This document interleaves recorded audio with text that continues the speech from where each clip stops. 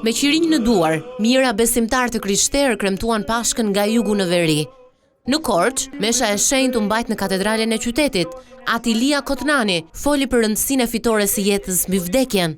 Për shkak të ngjalljes jetëdhënëse të Krishtit, të falin njëri tjetrin çdo gjë, që të mund të thrasim me një zemër të pastër, Krishti u ngjall. Vërtet u ngjall. Kristos anesti.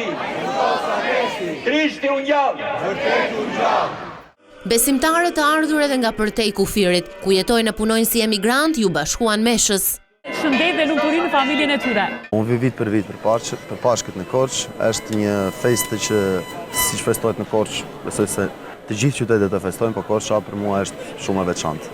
Ne u gëzojmë shumë që jemi sot këtu në Korç, është shumë bukur. Unë kam 7 vjet që nuk kam erdhur, ishte pas 7 vjetës këtu për Pashkët dhe më pëlqevi jashtë masës. Paqe për të gjithë. Tradita e shenjtë me mesazhin Krishti u ringjall, u ndoq edhe në Elbasan si dita e rilindjes së shpresës, forcimit të besimit e Zotit dhe kalimit nga e përkohshmja në të përjetshmen. Edhe në Vlorë, Fier e Berat, mesnata solli lajmin e mirë të dritës së përjetshme.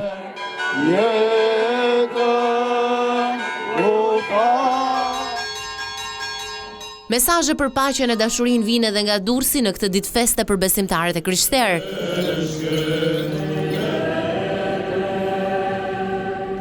Në Shkodër, u mbajt mesha e shenjtë në katedralen e Shën Shtjefnit, nga arqipeshkvi i Shkodër Pult, Imzdot Giovanni Peragjine.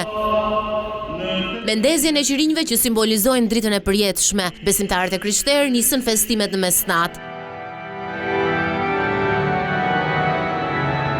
Alleluja është britma e gëzueshme e kishës që kremton ringjalljen e Krishtit, fitoren e tij mbi vdekjen dhe fillimi e një jete të re. Në Lezhë, rituali i Pashkës kulmoi në mesnat. Mesha u drejtua nga i peshkvi Monsignor Ottavio Vitale, që nënvizoi mesazhin e kësaj dite si një ndër më të rëndësishmet në kalendarin liturgjik.